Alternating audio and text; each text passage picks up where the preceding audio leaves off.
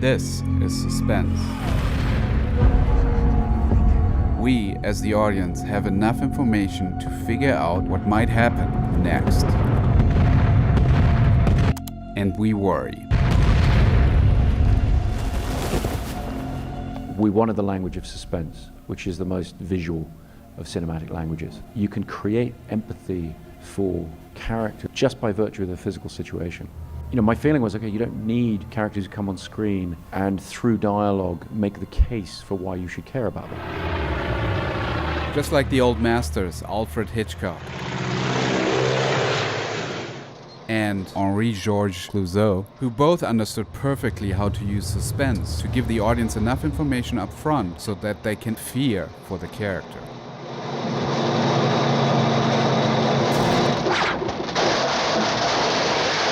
Christopher Nolan uses suspense throughout his films. Just dive into, can they carry this guy on a stretcher across a plank without falling over like that?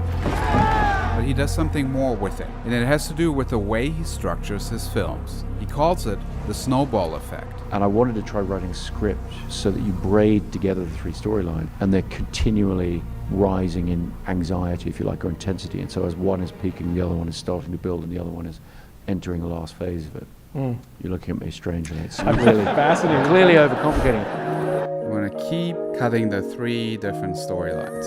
And here you can see how the movie is split up. In this video, I'm going to look at Dunkirk and how intercutting three storylines creates a continuous momentum of rising suspense.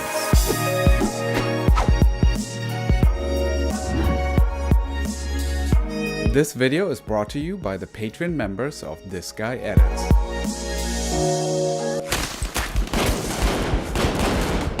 I gotta be honest, when I first watched Dunkirk, I didn't understand that each storyline is taking place within a different time span. He set up this clearly with the slates, but it completely went over my head, and I think that's true for many people watching the film.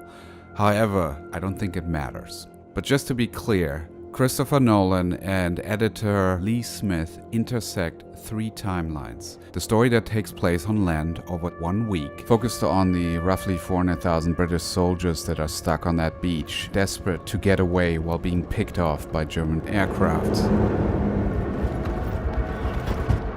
Then we have the story of a small boat with 3 civilians who are crossing the channel to save whoever they can. It stands for the 850 private boats that aided in the rescue.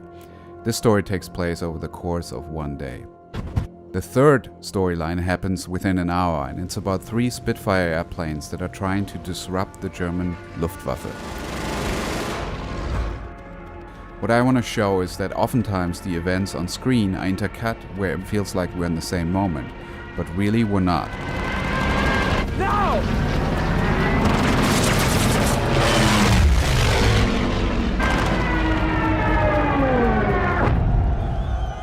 Two different types of planes, one stays up, one goes down. Two different events at different locations at different times, but it feels like it's the same beat. It isn't 100% clear in what timeline we are at points.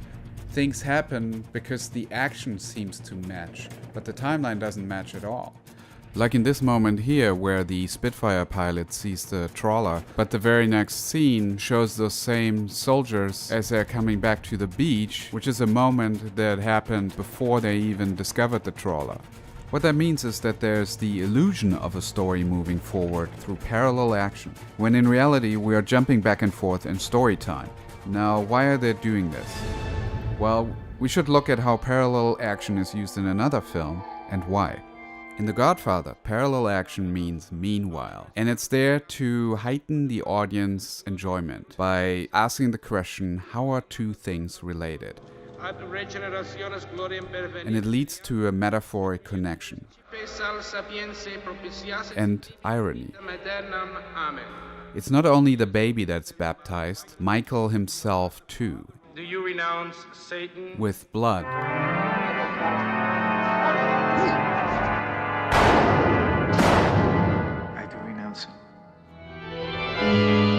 One half of the action is sanctified by God, the other one by the devil. So lots of meaning and irony in that scene. Collins, are you ready? How does this translate to Dunkirk? Christopher Nolan and Lee Smith are using parallel action to heighten emotions. The meaning, the contrast, and most importantly, the emotion. It comes down to point of view. With each storyline, we gather information that the characters learn at the time. It's very subjective. At 49 minutes, the last remaining Spitfire pilot confirms that his partner, who just got shot down, is okay. So the pilot, who's Tom Hardy in a mask, continues his mission. 19 minutes later, we get to see the story again, but from sea level.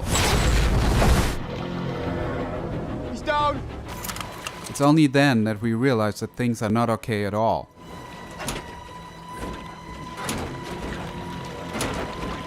The shut down pilot is struggling for his life. The way we feel about an event that we already experienced can change with the point of view. Uncertainty, confusion, lack of a top-level view on the story is part of heightening the anxiety for the audience. And it brings them closer to the characters and their desperate struggle to survive. The structure of Dunkirk has a purpose. Now, Christopher Nolan takes a big risk with this. There are a lot of critics that have a problem with the level of confusion in this film. So we got 48 minutes, we got 32 minutes, and we got 18 minutes. That's how it's divided up.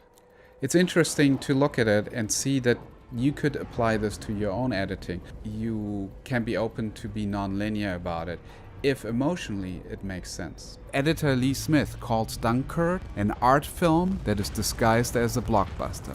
And the gamble paid off. I only have one regret. It hurts me to know that I didn't experience this film on the big screen. An IMAX film frame, it doesn't have an equivalent digital resolution because it's an analog format with a random grain structure, but it would be about 18K minimum. From this point forward, I will go out of my way to see a Christopher Nolan film on the biggest screen possible. I have to thank John, who left a comment on a recent video and inspired me to take a closer look at Dunkirk. And more so, I want to thank my patrons. In about a month, we will release the new Science of Editing episode. Anyone who already is a patron or becomes one by March 15th will find their name somewhere featured in the video. Not just a credit at the end, but in a creative Easter egg style way. Where it's just you and me. Thanks for watching. Feels like